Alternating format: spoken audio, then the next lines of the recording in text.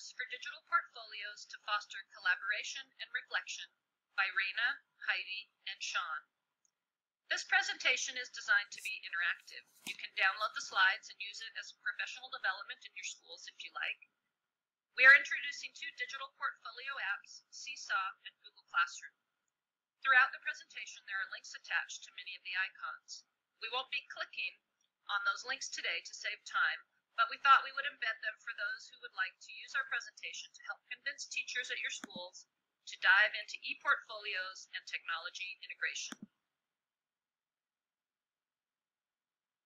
Sean and Heidi's school is moving to a STEAM model this coming year. One of the main ideas of STEAM is integration across the curriculum.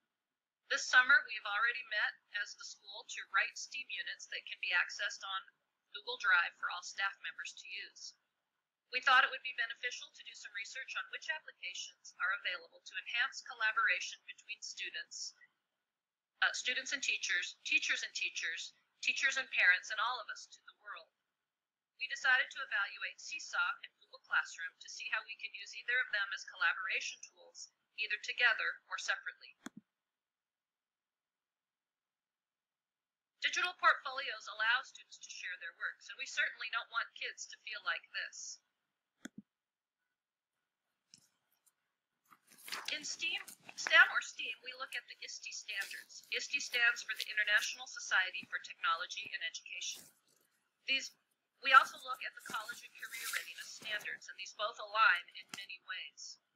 One of those ways is in integrating technology into the classroom for collaboration.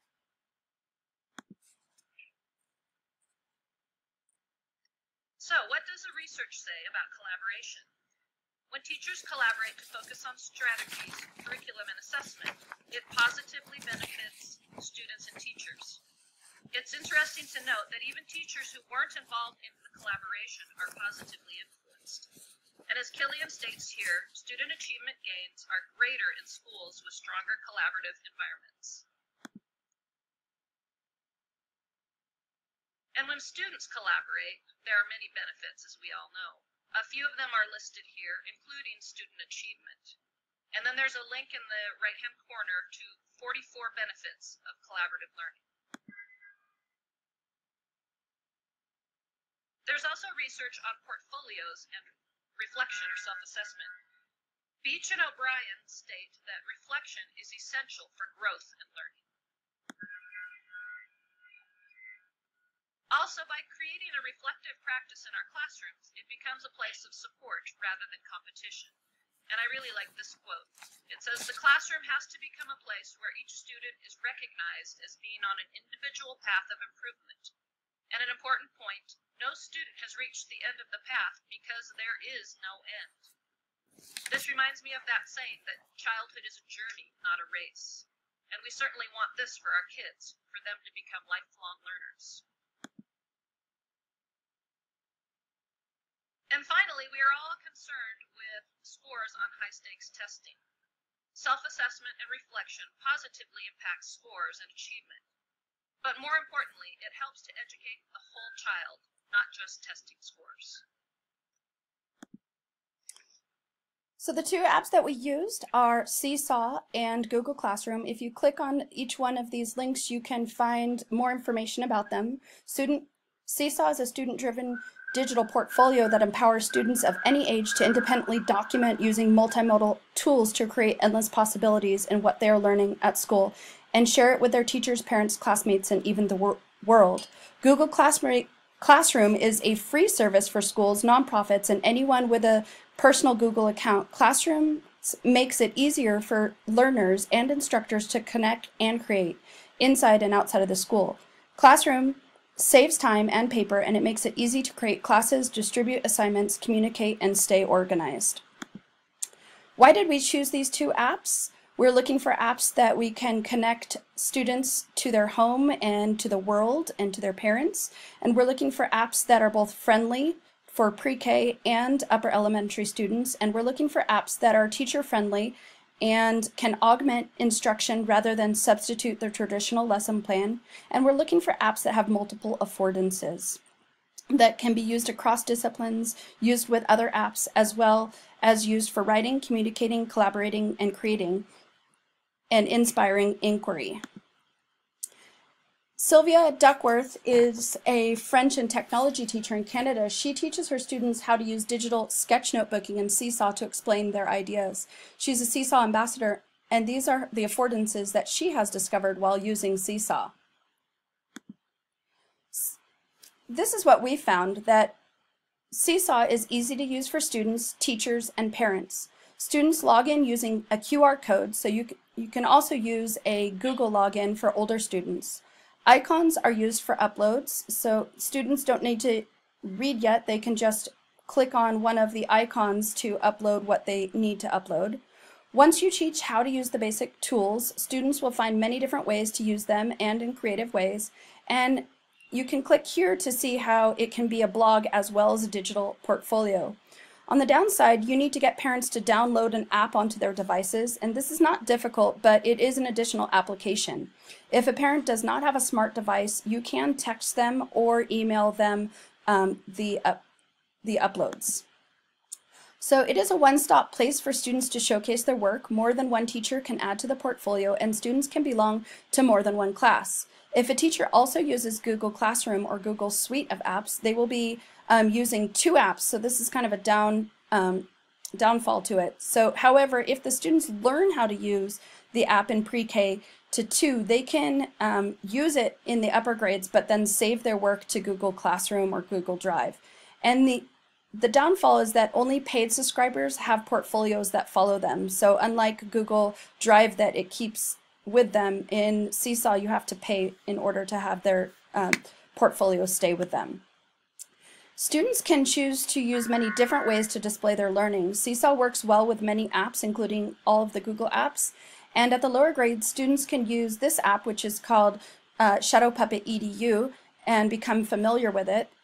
Here they basically can use more than one picture and make a story, and then it uploads directly to Seesaw. Seesaw gives students an authentic audience. Many students will start to ask if you can record what is happening in class and save it to Seesaw, and students can make comments on other students' work, both in writing and via audios. And students can also collaboratively work on posts and post them to all the collaborators' journals. The downfall is that the comments are in a comment box rather than embedded into the presentation. Students who cannot yet read cannot read the written comments. Seesaw can help to teach digital citizenship, and teachers can use Seesaw to track student progress. The only thing is this is only available in the paid version. And here are links to tutorials of other things that you can learn how to do with Seesaw. So now moving on to the implementation of Google Apps for Education.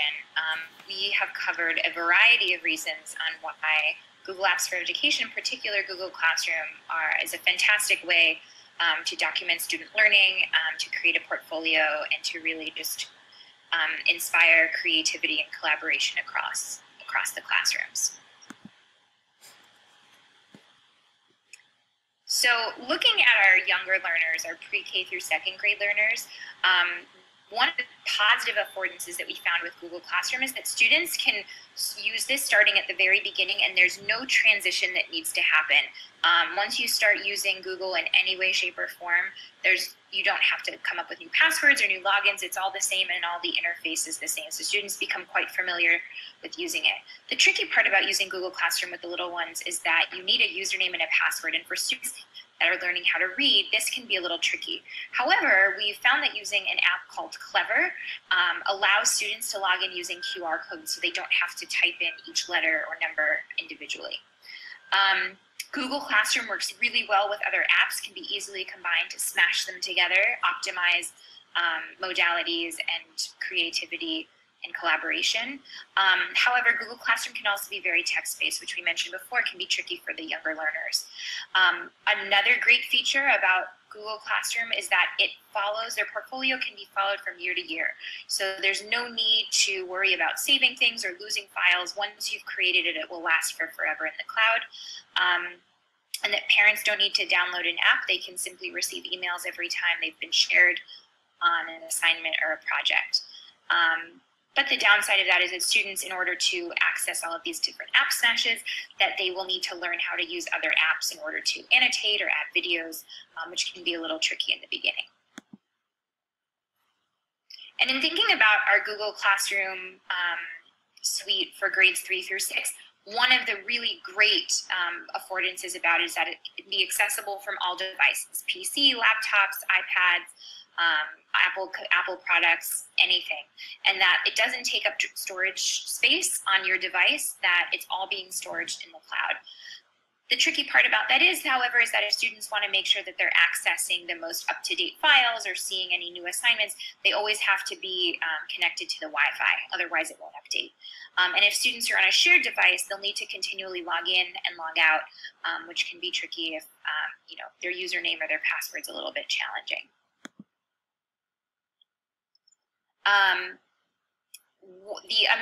Another amazing piece about Google Classroom is that you have access to the entire Google suite, and it's easily accessible through Google Classroom, whether you're creating something or collaborating on it, whether it's slide or document or calendar invites or forms. If you're creating a survey with your peers, it's all easily accessible through Google Classroom.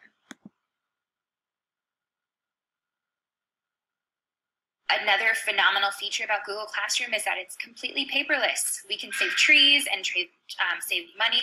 It eliminates the need for hard copies, and the great thing about Google Classroom is every assignment that you create, Google Classroom automatically saves it as a blank template so that you don't have to recreate it the next year when students start to annotate away.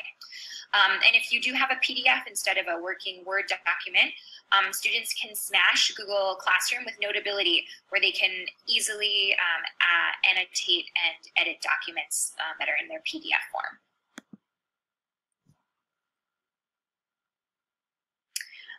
Another great feature about Google Classroom is that it's very easy for teachers to manage a class. Teachers can have more than one class. Students can be part of more than one class. Even within a class, teachers can create subgroups, which is great for differentiating work, sharing materials as needed, and that teachers can provide tons of supports through Google Classroom, such as videos, audio files, links to other websites, and it's all in one easy to find place.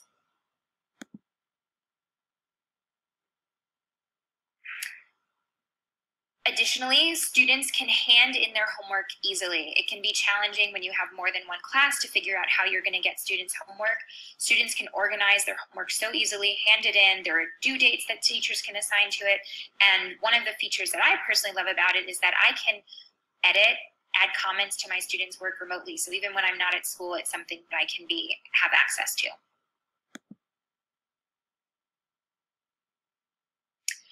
And I think, hands down, one of the best features about Google Classroom is its ability for teachers and students to be able to collaborate. They can share documents together. They can create projects and slide presentations together. The feedback, they can add comments. People can reply to comments, and that can be asynchronous. So it doesn't all have to be in the moment, even though everyone can have access and edit a document at the same time. They're able to receive very prompt feedback, very specific feedback, and it's all easily done through Classroom.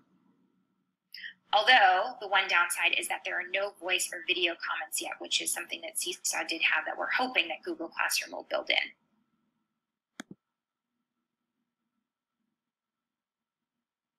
And the best part about it, it's all in one. It's an automatic save. We don't have to press Command S anymore. Everything is saved forever in one place. The only tricky thing about it is if you're going to look for a document that you may have done a while ago, you do need to scroll back through time, but luckily it's all in one place, easy to find eventually when you get to it. And here are some links in case you're curious about how to get started in Google Classroom. So these two apps don't really work together, but the skills you learn in pre-K through second grade do transfer to Google Classroom. And there are a ton of apps that you can smash into both of these, and here's just a small list. And finally, we encourage you to try them out. Thanks for watching.